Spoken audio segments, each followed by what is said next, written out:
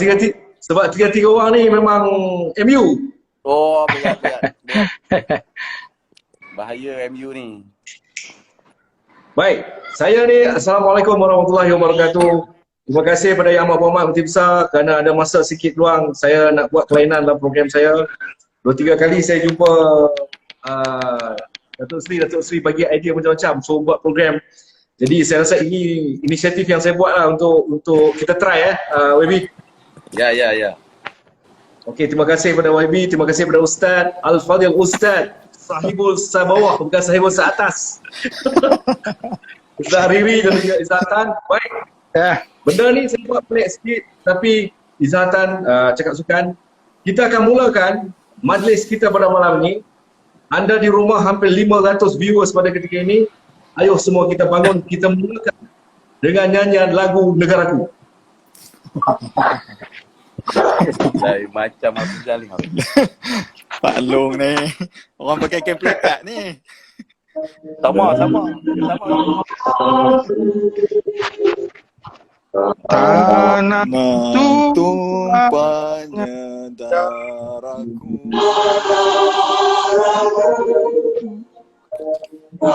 Ya hidup bersatu dan maju. Rahmat bangkit Tuhan kurniakan.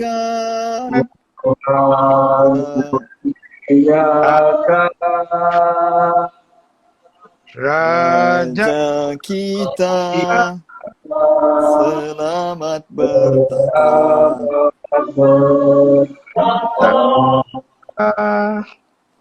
Rahmat bangga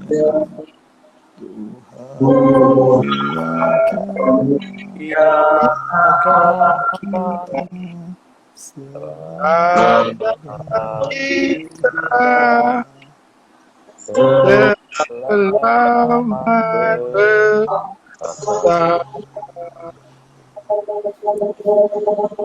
Malaysia!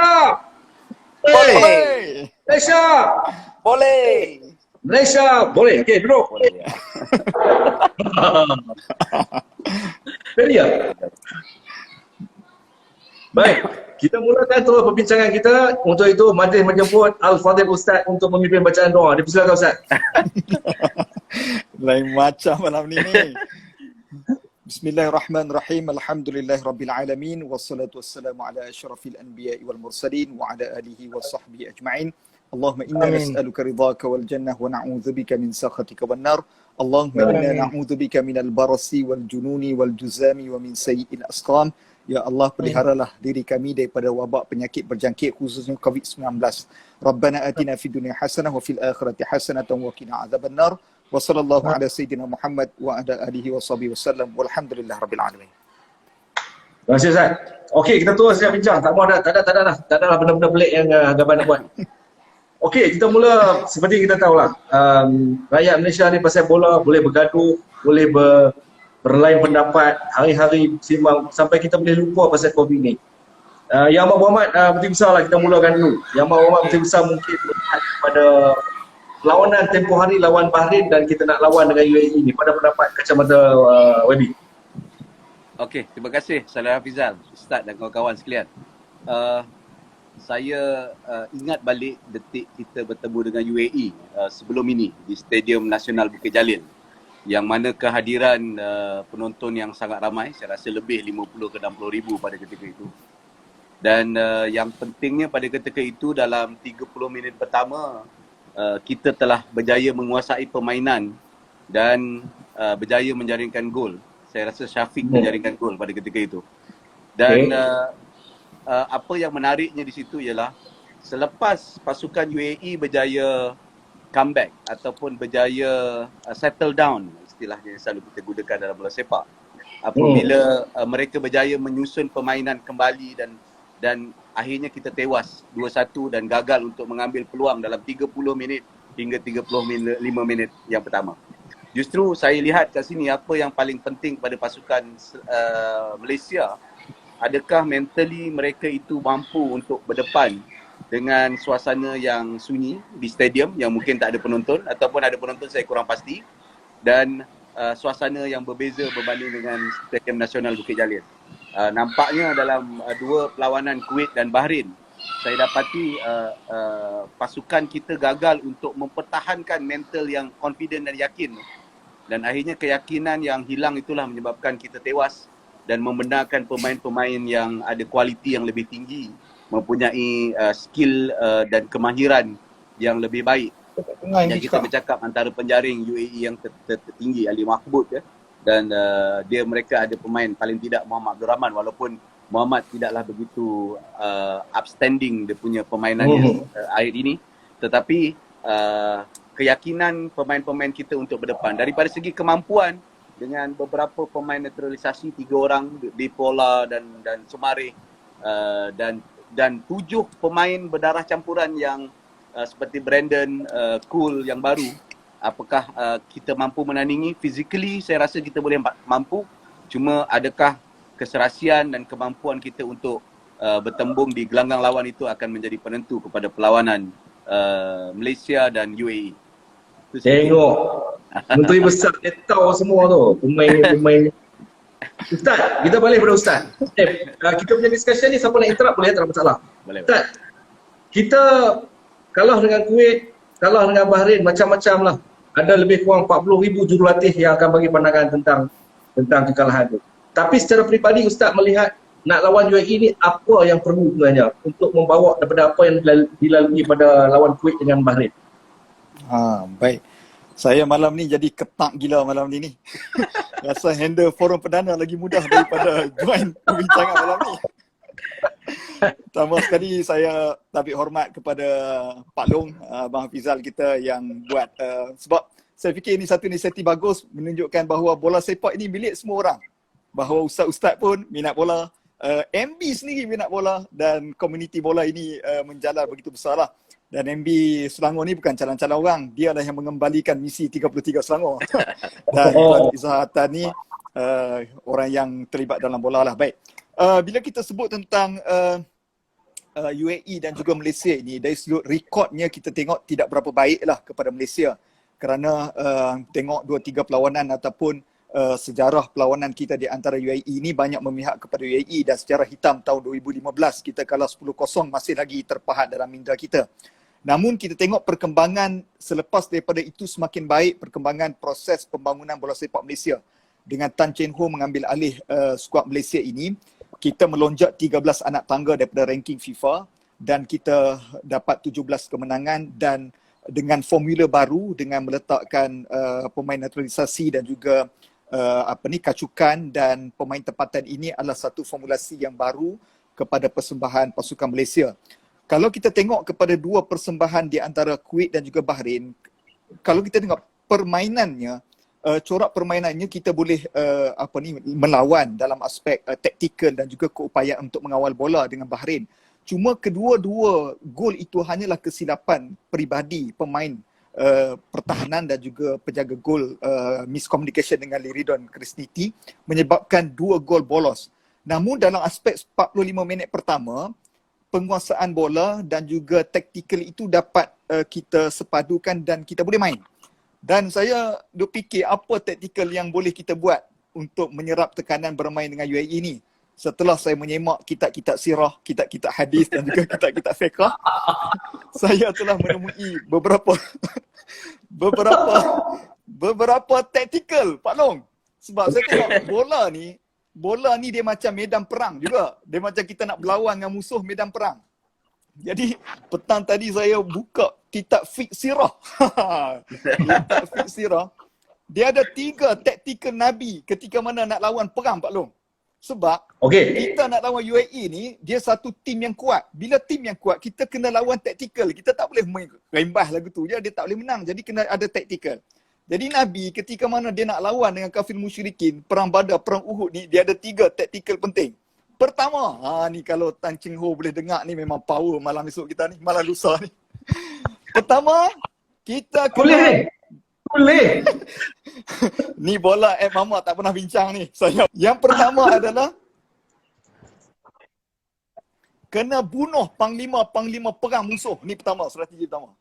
Maknanya dalam bola kita kena makin ketat gila pemain-pemain yang kuat dalam UAE. Kalau saya tengok antara pemain yang kuat adalah Ali Mabkhut. Ali Mabkhut. Ali Mabkhut ini dua perlawanan Jordan dan India di hat-trick. Jadi kita kena marking pemain ini. Yang kedua adalah Khalil Ibrahim. Jadi dua pemain ini konsisten dalam menjaringkan gol di antara pertemuan Jordan dan juga India. Satu. Yang kedua taktikal Nabi adalah kekal di posisi masing-masing. Ketika mana perang Uhud, Nabi suruh duduk kekal di posisi masing-masing. Hampa jangan terlalu confident nak pi. Apabila peluang terbuka rasa nak pi. Jadi Nabi kata duduk. Jadi saya faham adalah posisi pertahanan. Sebab apabila skuad lawan dalam aspek menyerang, maka posisi pertahanan tak boleh naik leka dan perlu communicate di antara satu sama lain untuk menguatkan back four kita di belakang. Dan akhir sekali adalah Nabi dalam perang Badar dia menguasai kawasan tengah, iaitu ada tempat air dan dia menang. Jadi untuk memenangi perlawanan dengan UAE kita kena kuasai kawasan tengah. Jadi antara tiga player di tengah, Azim ataupun Aziz Azim, Liridon maupun Syamir ataupun Junid Esta harus kuasai. Dan saya fikir kalau ketiga-tiga perlawanan ini kita dapat marking player utama, back four kita konsisten, disiplin dalam aspek bertahan dan kuasai bahagian tengah, kita boleh menang Pak Long. Itu hashtag perang Badar tu. Hashtag perang Badar. Okey, Iza. Ustaz Datuk Seri pun dah bagi clear picture apa yang berlaku di Kuala Lumpur. Ustaz pula buat perang Badar. Nabi ada dalam perang tiga perkara penting ni. Apakah kita dengan apa yang berlaku ni akan ada perubahan secara total dari segi line up daripada Tan Cheng Ho nak lawan UAE? Okey Wan. Sebelum tu saya nak tanya Ustaz dengar tadi Datuk Seri cakap apa? Suara Datuk Seri dengar? Dengar. Kenapa saya tak dapat dengar? Saya tadi YBMB punya suara saya tak dapat dengar. Orang gemuk orang macam tu. No. Bukan tak masuk. Tak tahu kenapa. Okey Ban, tadi So sekarang ni pada saya memang pertemuan antara UAE dengan Malaysia ni memang dinanti-nantikan kerana advantage kepada UAE kerana UAE baru main 4 perlawanan. So untuk melengkapi semua pasukan bermain 5 perlawanan adalah perlawanan pertama antara UAE dan Malaysia. Okey, so memang rata-rata semua orang menantikan perlawanan antara UAE dan Malaysia. Cuma apa yang saya nak katakan bahawasanya perang psikologi dah bermula. So memang antara perang psikologi yang kita tahu bahawasanya FM mengumumkan di saat-saat akhir kehadiran ataupun penyertaan Dion Kool untuk menyertai Harimau Melaya. Itu satu perang psikologi. Dan perang psikologi juga telah terjadi apabila coach jurulatih UAE sendiri menyatakan bahawa yang dua perlawanan tempoh hari Malaysia membuat satu penipuan. Dia memberi statement mengatakan bahawasanya Malaysia cuba menyorokkan senjata yang sebenar ataupun permainan yang sebenar, corak permainan sebenar. Itu yang terjadi sekarang ni. Tapi apa yang saya nak katakan, memang advantage kepada UAE pertemuan ni. Satu, tuan rumah, dan perang psikologi yang harus Harimau Melaya hadapi adalah kebolehan adanya crowd ataupun penonton 30% yang akan hadir. Itu salah satu elemen yang penting untuk Harimau Melaya menghadapi perlawanan antara Malaysia dengan UAE nanti. So pada saya memang kita nantikan kerana inilah julung kalinya skuad Harimau Melaya kita dibarisi ataupun dengan tiga elemen, iaitu pemain lokal, pemain tempatan, pemain heritage dan juga pemain naturalisasi. Okey, kalau pada pusingan pertama kita hanya ada seorang naturalisasi saja. Sekarang kita ada 3 orang. So memang rata-rata penyokong bola sepak Harimau Melaya memang menantikan sesuatu yang positif daripada pasukan Harimau Melaya pada pertemuan dengan UAE nanti, Bang. Okey. Terima kasih juga kepada ada yang ucap terima kasih kepada Datuk Seri. Datuk Seri pergi melawat di mana tadi? Petang tadi. Ada orang komen. Oh, di Sabak Penam. Dapat menang. Syukur Adan pun kirim salam dekat YB tu kan. Salam syukur lama tak main. Tak Okey. tengok dia main, bukan tak main bola. Kita tak boleh lawan dia lah. Umur dekat Ya, dia lawan. tak boleh main. Dia tak boleh main lagi. Okey, kita nak dengar lah. Dengan masa yang, bukanlah macam mana kita nak kejar masa juga. Kita akan cuba dapatkan Datuk Amidin je ya, secara live. Melalui perbualan telefon, insyaAllah kita akan cuba dapatkan. YB nak siapa main lagi? Pilihan YB. Saya saya nak ulas sikit Ustaz cakap tadi. Ada benda yang betul. Saya lihat yang saya rasakan betul lah. Soal permainan di tengah. Selain daripada pertahanan yang kuat, kita juga memerlukan pemain tengah yang baik dan boleh merampas dan mengekang lawan daripada tengah. Yang nyatanya beberapa permainan lepas, our defensive midfielder tidak begitu pantas dan robust sebagaimana pemain-pemain defensive midfielder yang biasa kita lihat. Mungkin kita kena mencari pemain defensive midfielder yang lebih clean merampas bola. Mungkin bukan masalah kad ataupun foul yang ingin dielakkan. Sebab pengalaman bila saya jaga pasukan bola sepak dulu, saya tak faham kenapa sebagai contoh Mehmet meletakkan siapa defensive midfielder saya yang keras tu. Dan akhirnya kita faham rupanya dengan meletakkan perampas bola di tengah itu, kita akan mengekang pihak lawan daripada masuk dan deliver bola kepada pemain-pemain hadapan. So saya kira selain daripada kita meletak Syamir, saya rasa juga boleh difikirkan bagaimana Brandon ataupun siapa yang lebih keras dan cergas untuk merampas bola di tengah, kerana pemain-pemain UAE ini adalah pemain-pemain yang agak pantas dan mempunyai fizikal yang lebih tinggi dan lebih besar berbanding dengan pemain-pemain Malaysia. Tadi Ustaz sebut tentang peperangan. Kita kalah perang Uhud akibat daripada kehilangan pasukan pemanah. Pasukan pemanah ni macam penyerang lah. So akhirnya dalam beberapa perlawanan yang lepas, saya lihat di Kuwait, di Paula memberi impak yang agak positif. Tapi dalam perlawanan di Bahrain, apabila di Paula tak boleh bersama-sama bermain, kita tidak ada penyerang yang boleh mengancam pihak lawan. Pemain yang mempunyai selera dan juga penyerang yang mempunyai selera dan juga killer instinct ini agak berbeza. Kadang-kadang dalam keadaan yang sukar, dikawal, dalam keadaan 50-50 dan sebagainya, dia harus menyerah, dia harus menjaringkan gol ataupun cuba paling tidak untuk memberikan impak kepada pemain pertahanan. Paling tidak dia akan kembali ke sepakan sudut dan sebagainya. Tapi saya percaya Syamir kalau diletakkan bermain, dia harus lebih agresif. Dia harus lebih agresif untuk merampas. Saya tengok banyak pemain defensive midfielder. Saya agak tertarik pemain JDT seperti Afiq Fazail. Tapi saya tak pasti dia masuk ke tidak dalam senarai pemain kebangsaan. Tak ada. Mungkin pemain-pemain ini boleh dipikirkan oleh Cheng Ho untuk merampas dan mengambil bola dengan kedegilan dan juga dengan kecekalannya supaya pihak lawan tidak boleh menghalang. Azam daripada satu segi sangat baik. Dan Azam yang paling menariknya, dia mampu memberikan hantaran-hantaran yang sangat cantik dan menarik serta dan efisien kepada Sumareh ataupun Safawi ataupun lorongan ke depan. Dan mungkin hal ini boleh difikirkan secara menyeluruh oleh Cheng Ho. Saya lihat dalam komen-komen tadi sebut mungkin Brandon ada dikenakan suspended disebabkan oleh kad dan kesalahan yang dibuat sebelum ini. Jadi Cheng Ho kena mengarahkan Syamir atau apa-apa pemain defensive midfielder yang keras, padu, cekal dan degil untuk mengganggu tempo permainan UAE. Okey. Key point daripada apa pandangan Yang Amat Berhormat Datuk Seri Timsah tadi adalah bagaimana bahagian tengah itu sangat penting untuk mengawal. Dalam perang Badar pun dikatakan kuasai bahagian tengah. Kata Al-Fadil Al-Ustaz. Ini nampak jelas. Datuk Seri Timsah nampak jelas. Dia lebih mengutamakan di bahagian tengah sebagai komposisi penting untuk gerak. Ustaz pula melihat bagaimana Ustaz? tak nak sentuh di bahagian defender atau bahagian striker?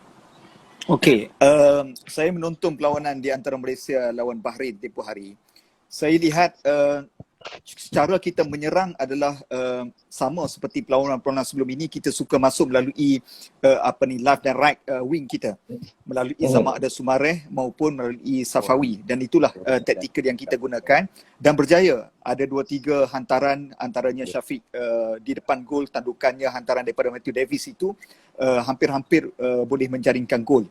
Itu adalah taktikal biasa yang kita gunakan. Namun saya perhatikan kalau kita dapat memusatkan serangan kita juga melalui bahagian tengah dengan through ball yang begitu menjadi dan berkesan. Kalau kita dapat adakan fantastic through ball ini yang berkesan, maka ia lebih ada kita katakan colour dalam serangan kita. Kerana kita terap kali apabila kita menyerang, kita menggunakan wing kanan dan juga wing kiri, Sumareh dan juga Safawi untuk masuk dan kita cross. Itu saja yang kita selalu gunakan. Tetapi Option kalau kita dapat option yang kita ada. Tapi kalau kita dapat dengan Liridon Azam ini dapat memberikan bola-bola lorongan yang padu dan berkesan, saya fikir Syafiq Ahmad seorang player yang rajin, yang boleh mobile kiri, kanan, depan dan belakang, boleh untuk masuk untuk berpeluang untuk menjadikan gol. Dan saya lihat ini adalah bentuk serangan yang perlu dibuatlah. Dan kalau kita lihat juga, saya setuju dengan apa yang Datuk Seri sebutkan tadi. Longgar kita di bahagian defensive midfielder apabila kita lawan dengan pak-pak Arab ni. Macam saya duk lawan bola dengan geng-geng pak-pak Arab, sama ada di Universiti ataupun kita lawan bola dengan geng-geng Arab ni, memang mereka ni keras. Mereka ni kasak lah, mengkahak cara orang Kedah katakan. Tapi kita memerlukan Kante Malaysia. Kita perlukan seorang yang duduk di tengah, dia ni tengok kerja dia menahan serangan daripada bahagian tengah. Sebab kita selalu menerima padah apabila serangan itu dah masuk di dalam kawasan pertahanan kita. So apabila dah masuk, untuk kita damage control itu agak sukar. Jadi kalau kita dapat patahkan di bahagian tengah, so pertahanan itu akan lebih senang untuk mematahkan serangan. Apabila kita tidak ada defensive midfielder yang begitu keras, yang kuat. Sebab itu saya setuju dengan YB Datuk Seri tadi. Kalau inilah option lah, kalau letakkan Junior Estal di bahagian defensive midfielder, saya rasa mungkin boleh membagi satu kelainan kepada bahagian pertahanan kita lah. Dan kita ada back four yang asal dengan Dion Cool yang baru, dan letakkan Junior Estal, dan Liridon dan juga Azam dapat memberikan through ball maut untuk penyerang kita. Dan saya fikir juga Abang Fizal, saya bila tengok lawan Bahrain itu, bila masuknya DBNU ni Akhyar, kemudian Lokman ni, dia orang ni ialah budak muda, dia laju dan dia semangat, dan saya nampak ada gerakan-gerakan yang boleh membelah pertahanan lawan. Jadi saya fikir kalau boleh dicuba juga pemain-pemain ini, saya fikir akan memberi satu pilihan. Dan saya tidak menjangkakan kita dapat bermain secara attacking sepenuhnya. Cukuplah kita dapat manipulate permainan lawan dan kita menjaringkan gol dengan mungkin 1-2 gol, dan kita main bertahan, dan kalaulah dapat kita seri ataupun menang dengan satu beza jaringan, ini satu kelebihan yang besar pada skuad negara lah. Abang Fizan. Tapi saya nak tambah sikit pasal pertahanan. Saya harapkan dengan bersamanya Cool dengan pasukan kebangsaan, ia akan memberikan tambah intact di permainan tengah pertahanan negara. Sebab kedua-dua di sebelah kiri dan kanan, saya rasa Matt dan Corbin bukan saja berkemampuan untuk melakukan aksi pertahanan, tetapi mereka juga boleh memberikan larian-larian overlapping serta hantaran-hantaran lintang ke tengah. Dan dalam perlawanan di Bahrain, saya rasa Syafiq sepatutnya menjaringkan gol hasil lintangan daripada Matthew Davis, ya.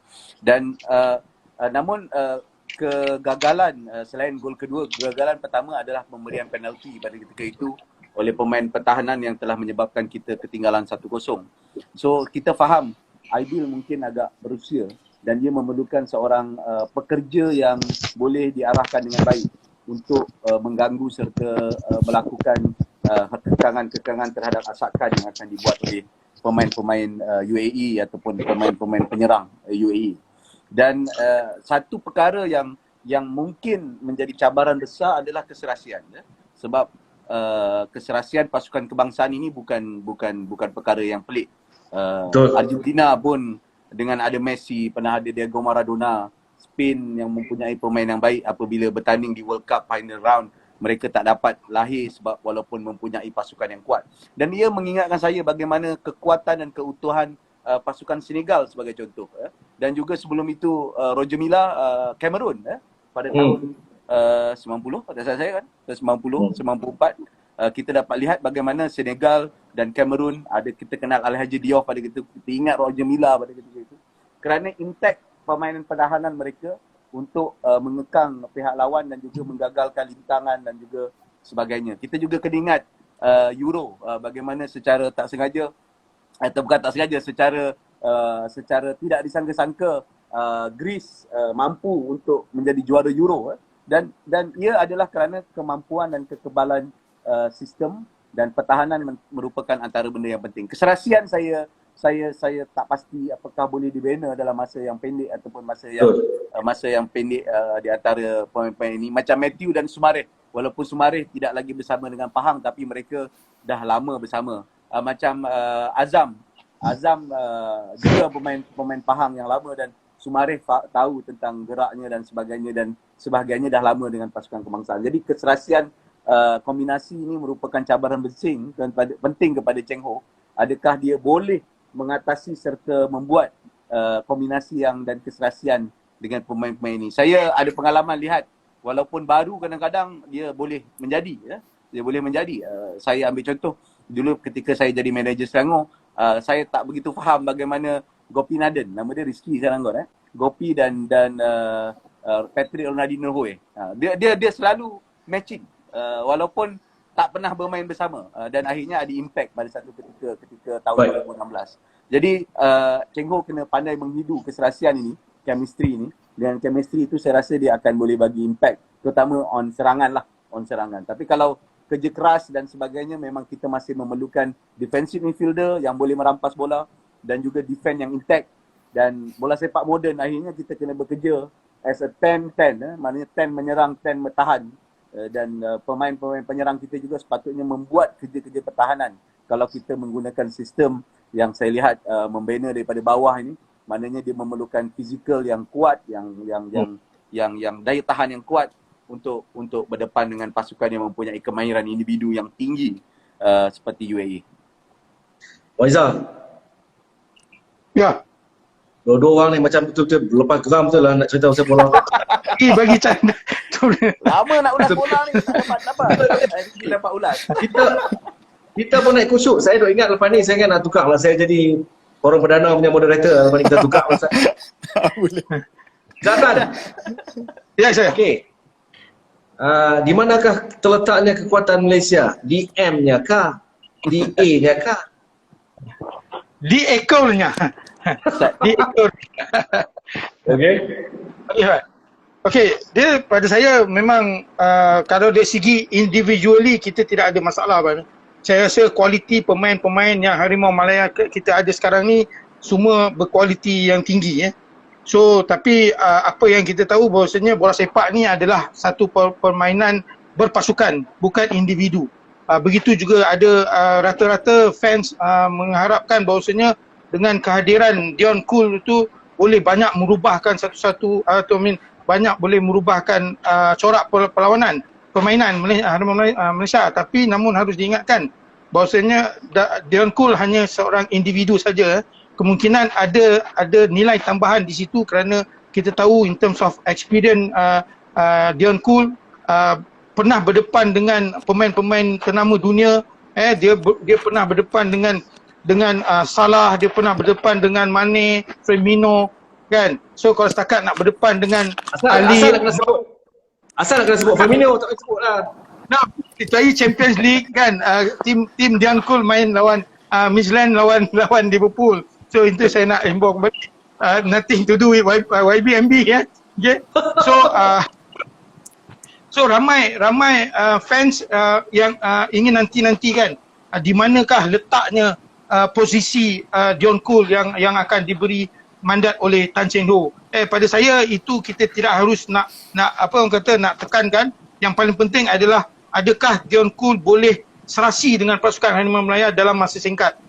Pasal dia pun baru hadir 2-3 hari training dengan Harimau Melaya. Tapi kalau kita lihat apabila Dion Kul dulu beraksi di kelab Brugge ataupun Midland, beliau banyak beraksi di back kanan. So back kanan, dan kebetulan beliau juga menggunakan nombor 2. Okay? So sedangkan kita memang dah tahu yang bahawasanya kita ada Max David. Max David adalah seorang back kanan yang solid. Kalau kita lihat permainan Max David sekarang seperti kualiti international, modern football. Bukan sekadar back kanan, tapi Max David boleh overlap turun dan naik dengan baik sekali. So sekarang ni apa yang kita nak lihat Ban, memang kita ada sedikit disadvantage. Kalau kita lihat tak salah saya, UAE sepanjang lepas pada pandemik COVID ini, UAE telah bermain sebanyak 15 perlawanan. Yang terbaru ni adalah menentang Jordan tempoh hari, menang 5-1. Dan Malaysia pula, Harimau Melaya pula tidak beraksi hampir 2 tahun, iaitu lebih spesifik dalam 19 bulan. So kita tidak ada perlawanan yang kompetitif. Okey, kalau bukan nak kita buat sebagai satu alasan, tapi saya yakin bahawasanya dengan semangat yang ada, dengan quality player yang ada, dengan persiapan FM, persiapan Tan Seng Ho yang ada, saya yakin bahawasanya Malaysia tidak akan diimbau kembali pada sejarah 2015. Kemungkinan kita akan buat sesuatu kejutan di UAE. Tapi harus diingatkan juga, memang kita memang tumpukan perlawanan antara kita dengan UAE. Harus diingat, perlawanan seterusnya pun agak penting. So jangan kita ingat saja pada UAE, tapi perlawanan untuk bertemu Vietnam nanti pun amat penting. Dan jaga-jaga pasal setahu saya pemain kita dah ada 4 orang yang dilayangkan kad kuning. Sumare, Safawi, Tasahir Samir Kuti dan juga Kobin Ong. Kalau kata mereka diberi main pada perlawanan UAE, kalau mereka terima lagi satu kad kuning, dan mereka tidak dapat beraksi untuk menentang Vietnam nanti Ban. So memang kita lihat rata-rata, kalau saya nak komen pasal tim kita, sebenarnya daripada defensif, midfield dan juga striker memang kita tengah solid. Cuma penjaga gol tu saya agak ada gusar sikit. Okey, kalau penjaga gol agak gusar, sebelum saya pergi ke soalan berikutnya, kita dah dapat panggilan. Halo. Assalamualaikum. Waalaikumsalam. Datuk Presiden, kita tengah live, kita ada Izhatan, Yang Amat Berhormat Menteri Besar dan juga Ustaz Hariri. Okey. Semua okey ke Datuk di UAE? Assalamualaikum warahmatullahi. Setakat ni nampaknya semua okey. Hanya kita tunggu untuk malam esok lah, mana persiapan daripada awal. Nampaknya saya tengok semangat pemain dan juga latihan semalam, dan kita pun tidak lagi akan latihan di stadium tempat yang kita akan bermain besok. Kita harap besok akan menjadi kenyataan lah, itu saja dengan ni. Ada beberapa soalan Yang Amat Berhormat Menteri Besar ada dengan kita. Datuk Sri ada nak bercakap dengan Datuk Hamidin? Mungkin ada soalan daripada Yang Amat Datuk Sri. Baju Malaysia mana Datuk? Lama dah, janji daripada setahun dah.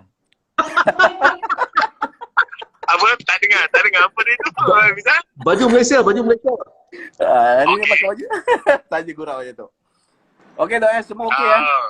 InsyaAllah.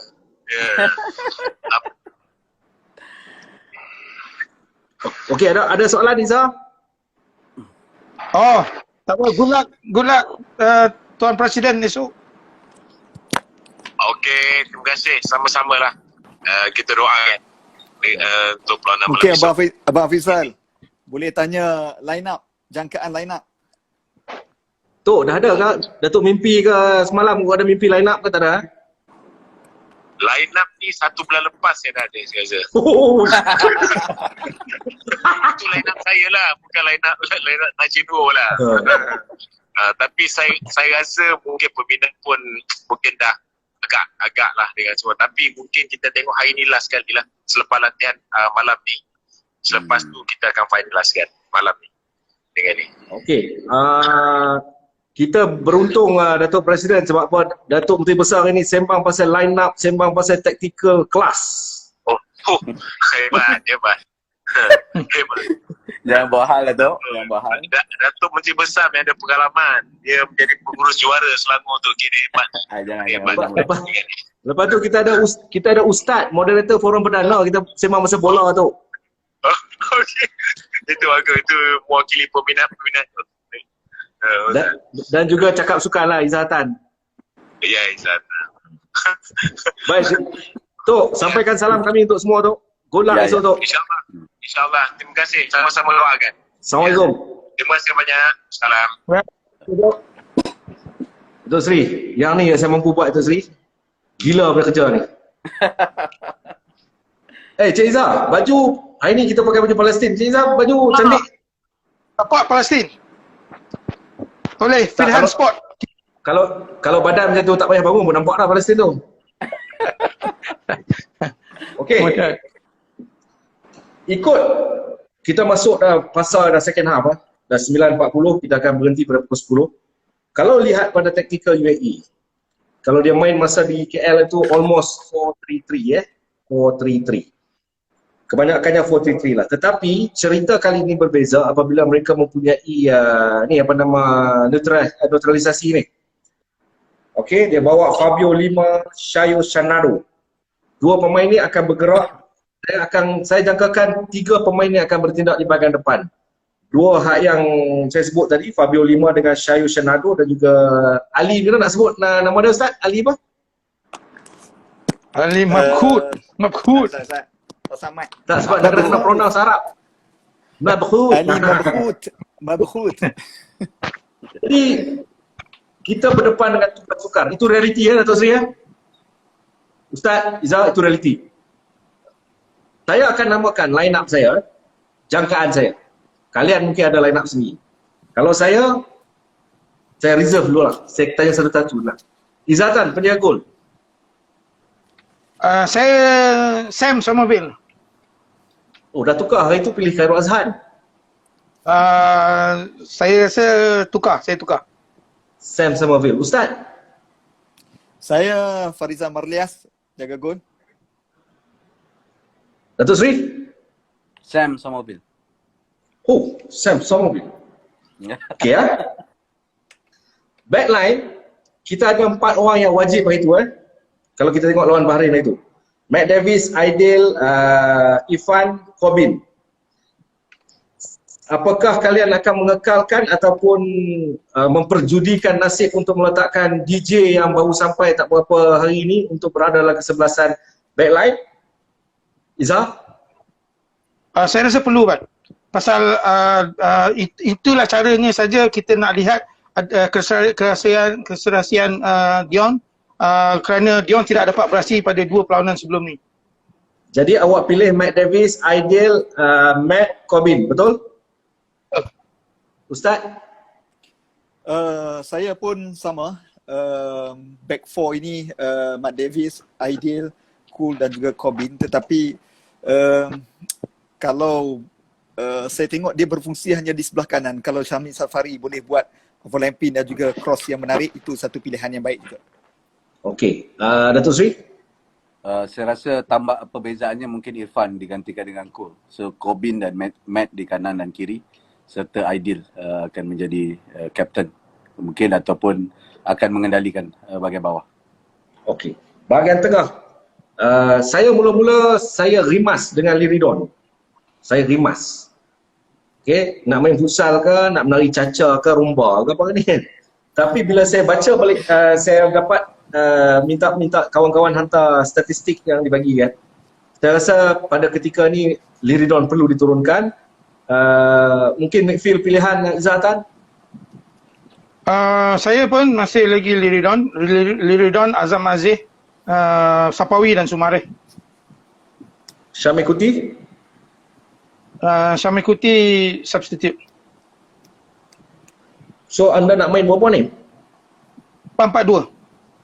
Oh, basic main 4-4-2. Okey. Ustaz?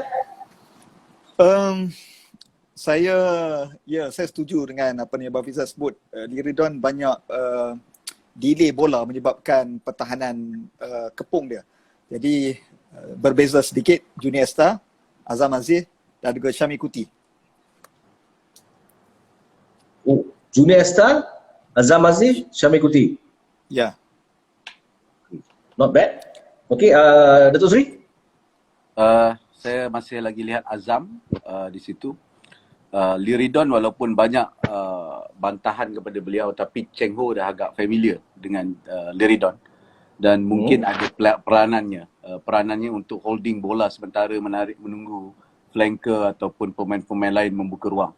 Jadi kemampuan dia mengawal bola tu adalah satu aset. Cuma dia kena cepat sikit riliskan bola ke depan ataupun ke tepi dan ke kanan untuk menggerakkan pasukan. So saya ikut Ustaz juga, ingat Junior Estidal boleh bermain di bahagian tengah selaku defensive midfielder sebab kita memerlukan defensive midfielder yang keras dan pemain pertahanan tengah yang baik, yang lebih laju. Lain macam Datuk Seri dengan Ustaz ni. Pandangan. Strike boss. Izzah. Ya. Saya di Paula dan Syafiq Ahmad. Oh, sebab awak main 4-4-2. Ustaz? Saya masih percaya dengan Triple S, Sumareh, Safawi dan Syafiq. Datuk Seri? Ya, saya percaya ketiga-tiga ni, Sumareh, Safawi dan Syafiq mungkin lebih fleksibel. Sumareh dan Safawi harus bergerak di kiri dan di kanan. Kalau mereka tidak terlalu terkekang di bahagian depan ketiganya.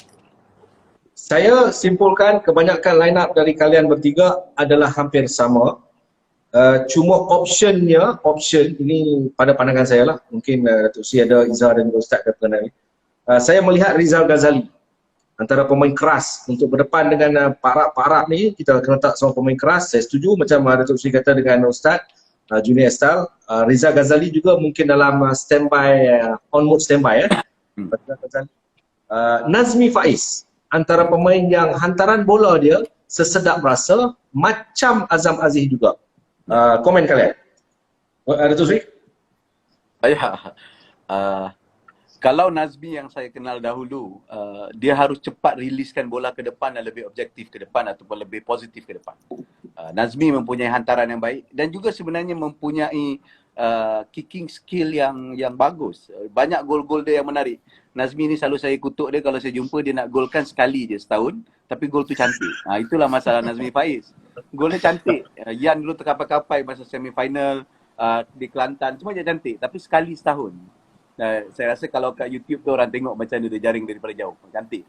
Dia kena lebih positif ke depan, lebih berani kalau dia nak diletakkan di depan, dan saya rasa Azam pengganti dia yang terbaik kalau Azam keletihan ataupun tercedera ialah Nazmi Faiz Mansur.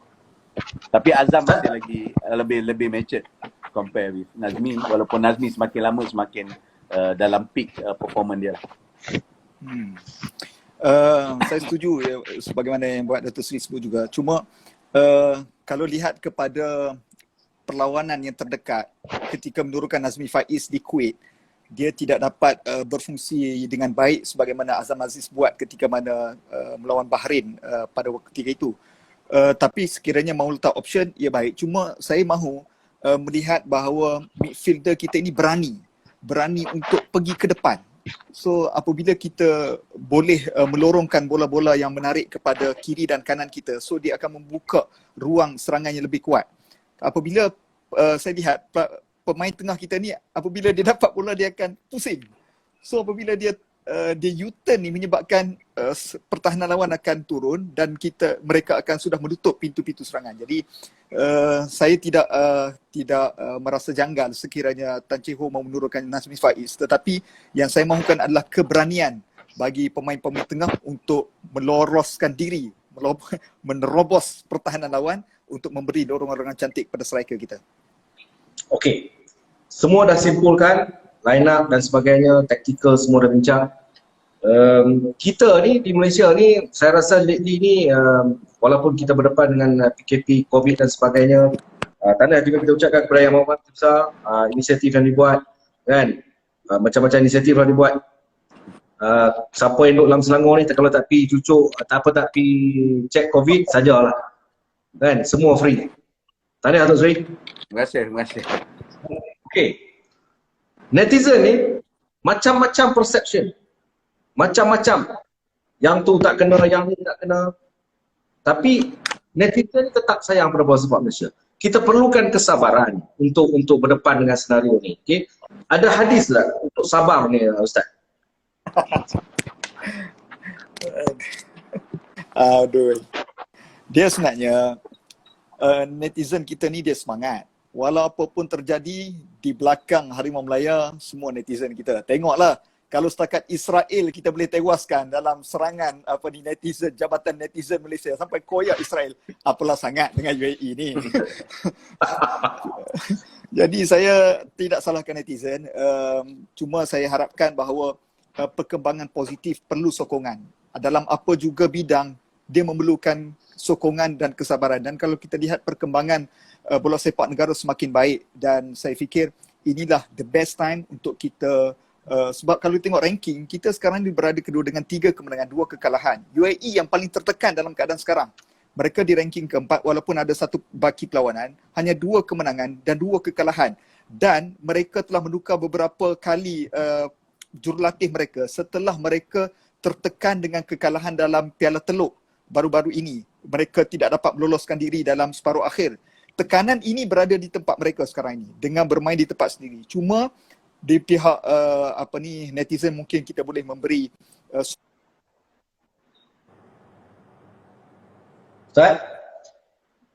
No dia. Okey, sementara Ustaz okey ni, Izzah, peranan media juga sangat penting untuk menaikkan semangat. Jadi anda sebagai Exco Persatuan Bola Sukan Malaysia melihat pada komitmen pihak media untuk menaikkan semangat. Kita jangan letak pasal EPL back page. Betul. Ya, seharusnya Abang. Pasal itu adalah kita memberi sokongan moral, mental kepada pemain-pemain dan juga fans kita lebih positif terhadap skuad Harimau Melaya. Cuma apa yang saya harus ingin katakan, macam fans netizen memang diorang sebenarnya dahagakan perlawanan kompetitif Harimau Melaya Abang. Dan dalam masa yang sama mereka dahagakan keputusan ataupun result, dan semangat mereka untuk membolehkan pasukan Harimau Melaya beraksi di peringkat Asia ataupun kemungkinan satu hari nanti peringkat tertinggi di Piala Dunia. So media sentiasa akan memberi ataupun melaporkan setiap perkembangan yang ada terhadap pasukan Harimau Melaya.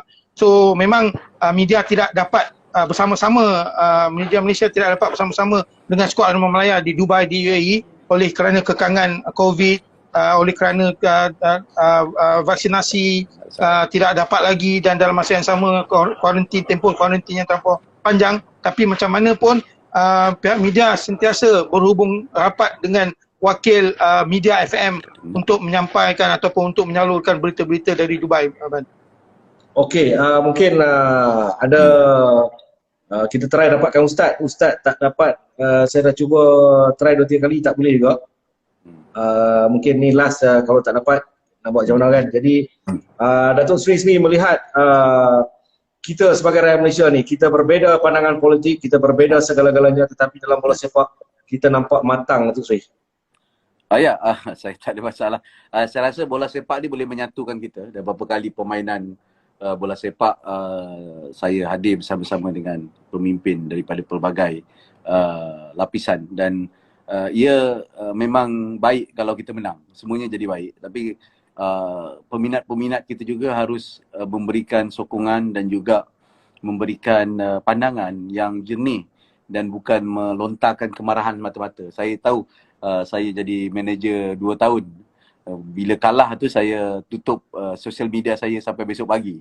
Sebab kadang-kadang dia agak meletihkan. Tapi ini yang pentingnya, untuk kita support pasukan ini, kita memerlukan sokongan yang luar biasa daripada peminat Malaysia, menang dan kalah. Tapi ketika kalah tu bagaimana kita berdepannya. Saya lihat banyak kita suka menghentam. Tapi hentaman tu biasa daripada dulu. Kalau cuma dulu kat kedai kopi, tak sampai. Sekarang di sosial media. Sekarang sosial media satu dunia tahu. Itu saja. Kalau dulu kita marah kat kedai kopi, saya dah ikuti benda ni sejak tahun 80-an. Macam ni lah nadanya. Cuma kalau kita nak bola sepak kita maju, kita kena sokong pasukan. Kita kena sokong pembangunannya. Dan kita kena sokong juga ekonomi dan pembangunannya secara menyeluruh. Tak boleh letakkan ke bahu mana-mana pihak. Terima kasih. Tolong. Okey, itu komen daripada Yang Berhormat Datuk Seri Tim Besar Selangor Izzakan. Ustaz, saya cuba tadi 2-3 kali tak dapat. Namun sebelum saya tinggalkan anda dan juga kita berpisah di alam maya ini, saya rasa lagu ini pastinya akan membangkitkan sedikit semangat kita untuk terus bersama skuad negara. Persoalan yang saya terima hari ini, Datuk Seri Izzah, lawan ni bila? Malam ni? Tak. Hari Khamis nak masuk Jumaat. Dalam percakapan lain, Khamis malam Jumaat. 12 Malam barakah. Malam barakah.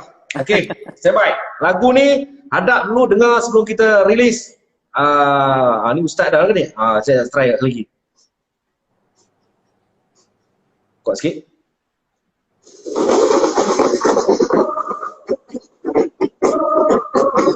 Bayangkan anda berada di stadium pada ketika ini. Sambil memegang bendera keramat jalur gemilang, lagu ini akan terus menusuk ke kalbu para pemain. Atas nama rakyat Malaysia yang cintakan bola sepak negara. Atas nama rakyat Malaysia yang akan berdiri ketika lagu negara itu dimainkan. Ayo semua, kita berikan sokongan tidak berbelah bagi pada skuad Harimau Melaya. Jadi sekian dahulu, terima kasih Yang Berhormat Datuk Seri. Terima kasih pada Izzatan. InsyaAllah. Ini Mindia Bola episod yang pertama. Sokongan padu hampir 700 penonton di Instagram. Saya tak tahu nak cakap apa dengan Datuk Seri sebab apa. Willing nak terima pelawaan saya. Okay guys. Assalamualaikum. Stay safe. Kita jaga kita. Dari saya Hamzah Ahmad. Ini rumah kita. Ini liga kita. Tanah tumpah darah kita. Jumpa lagi. Bye.